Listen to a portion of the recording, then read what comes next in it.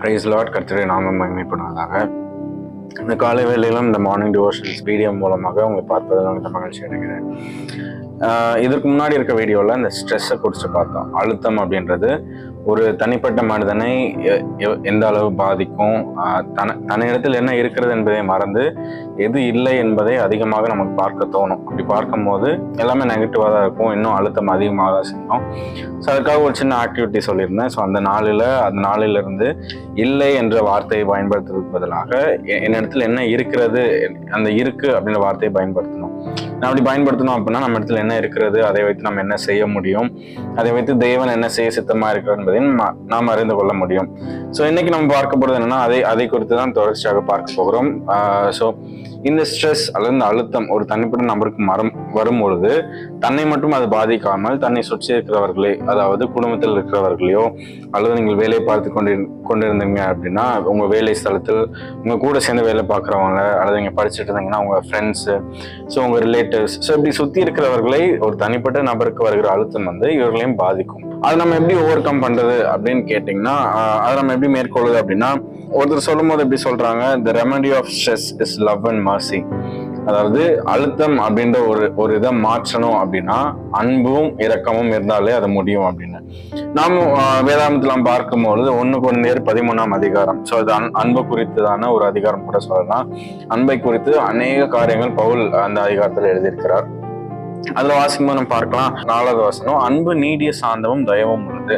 அப்போ ஒருத்தருக்கு அன்பு இருந்துச்சு அப்படின்னா என்ன விதமான அழுத்தமோ அல்லது என்ன விதமான பிரச்சனைகளோ எத்தனை பிரச்சனைகள் சூழ்ந்திருந்தாலும் ஒருவருக்கு அன்பு இருக்கும் பொழுது தன்னாகவே இயல்பாகவே அவர்கள் நீடிய சாந்தம் உள்ளவர்களா இருக்க முடியும். ஸோ அப்படி இருக்கும் போது மற்றவர்களே அது பாதிப்பதையும் நம்மை அது பாதிப்பதையும் அந்த அழுத்தமோ எதுவோ நம்மை பாதிப்பையும் அது மிகுந்த அந்த பாதிப்பு குறைவாக இருக்கும்.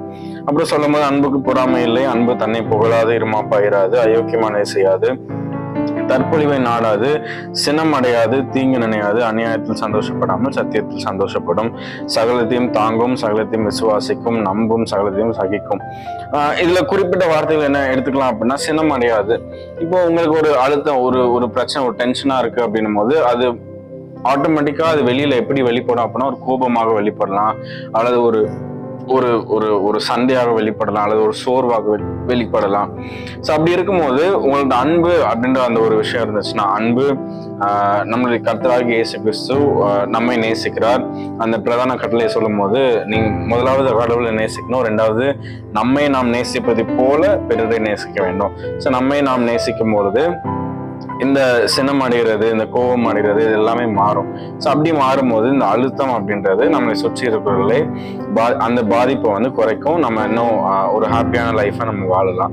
ஸோ என்னையிலேருந்து ஒரு தீர்மானம் எடுங்க, நான் என்ன அழுத்தத்தில் இருந்தாலும் மன அழுத்தத்தில் இருந்தாலும் இந்த அன்பு என்ற ஒரு விஷயத்தை நான் என்னிடத்தில் அதிகப்படுத்திக் கொள்ளவும், இன்னும் நான் தேவனுடைய சமூகத்திலிருந்து அவருடைய அன்பை நான் பெற்றுக்கொள்ளவும், என்னை நான் நேசிக்கவும், என்னை நேசிப்பது போல பிறரையும் நான் நேசிக்க தேவன் கிருபை செய்வார் என்று தீர்மானத்தை எடுங்க. கண்களை மூடி ஜெபிப்போம். இயேசுவே, நல்ல நாளுக்காக நன்றி செலுத்துகிறோம். இந்த நாளிலும் ஒரு சில காரியங்களை கொடுத்து பார்த்தோம். ஏசப்பா, இந்த ஸ்ட்ரெஸ் அப்படின்றது எங்களை சுற்றி இருக்கிறவங்களை எப்படி பாதிக்கும், அதை நாங்கள் எப்படி மேற்கொள்வது அப்படின்றத 1 கொரிந்தியர் 13ஆம் அதிகாரத்திலிருந்து பார்த்தோம். அதே போல நாங்கள் இதை எங்கள் வாழ்க்கையில் அபியாசப்படுத்த, நாங்கள் சின்னமடையாமல் இருக்க, அந்த அன்பு எங்களுக்குள்ளாக பெருக நீங்கள் உதவி செய்யுங்க. ஆசீர்வதிங்க, பலப்படுத்துங்க. இயேசு நாமத்தில் ஜெபிக்கிறோம் நல்ல பிதாவே. ஆமென்.